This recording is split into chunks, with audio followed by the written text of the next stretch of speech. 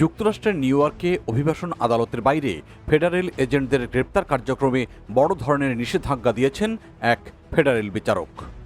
আদালতে হাজিরা দিতে আসা অভিবাসীদের হঠাৎ আটক করায় যে বিতর্ক পদ্ধতি ট্রাম্প প্রশাসনের সময় শুরু হয়েছিল, সেটি আপাতত বন্ধ হয়ে গেল ম্যানহাটনের 3টি গুরুত্বপূর্ণ ভবনে।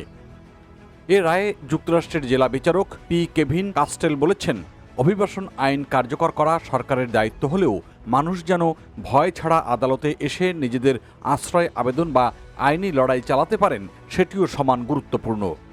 তাই ব্যতিক্রমী পরিস্থিতি ছাড়া আদালত এলাকা বা আশপাশে গ্রেপ্তার করা যাবে না। বিচারক কাস্টেল তার রায়ে আরও বলেছেন, বর্তমান পরিস্থিতিতে আদালতে হাজিরা দিতে আসা মানুষদের মধ্যে ভয় তৈরি হয়েছে। এতে অনেকেই আদালতে আসতে দ্বিধাবোধ করছেন, যা ন্যায় বিচারের প্রক্রিয়াকে ক্ষতিগ্রস্ত করতে পারে। তবে পুরোপুরি গ্রেপ্তার নিষিদ্ধ করেননি আদালত। জননিরাপত্তার জন্য বড় ধরনের হুমকি থাকলে বা অন্য বিশেষ পরিস্থিতিতে ফেডারেল এজেন্টরা এখনও আটক করতে পারবেন। এছাড়া আদালতের বাইরে অন্য স্থানে অভিবাসন আইন প্রয়োগের ক্ষমতাও বহাল থাকছে আইসি এজেন্টদের। অন্যদিকে যুক্তরাষ্ট্রের ডিপার্টমেন্ট অব হোমল্যান্ড সিকিউরিটি বলছে, আইন ভঙ্গকারীদের যেখানেই পাওয়া যাবে সেখান থেকেই আটক করা সরকারের অধিকার। সংস্থাটি জানিয়েছে, তারা মনে করে শেষ পর্যন্ত আদালতে তাদের অবস্থানই বৈধ প্রমাণিত হবে। বিশ্লেষকরা বলছেন, এই রায় ট্রাম্প প্রশাসনের কঠোর অভিবাসন নীতির বিরুদ্ধে আরেকটি বড় আইনি ধাক্কা।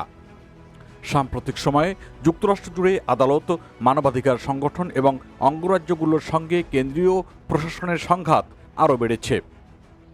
এদিকে New York Times, CBS News ও এপি নিউজ সহ একাধিক আন্তর্জাতিক সংবাদ মাধ্যম জানিয়েছে, সাম্প্রতিক মাসগুলোতে আদালত এলাকা থেকে আইসিএর আটক অভিযান ব্যাপকভাবে বেড়েছিল। বিশেষ করে আশ্রয়প্রার্থী ও ল্যাটিন আমেরিকার অভিবাসীদের মধ্যে আতঙ্ক ছড়িয়ে পড়ে। বিশ্লেষকদের ধারণা, 2026 সালের মধ্যবর্তী নির্বাচন সামনে রেখে অভিবাসন ইস্যু আবারও যুক্তরাষ্ট্রের রাজনীতির কেন্দ্রবিন্দুতে চলে আসছে। ট্রাম্প প্রশাসন কঠোর অবস্থান ধরে রাখতে চাইছে, আর মানবাধিকার সংগঠনগুলো আদালতের মাধ্যমে সেটিকে চ্যালেঞ্জ করছে।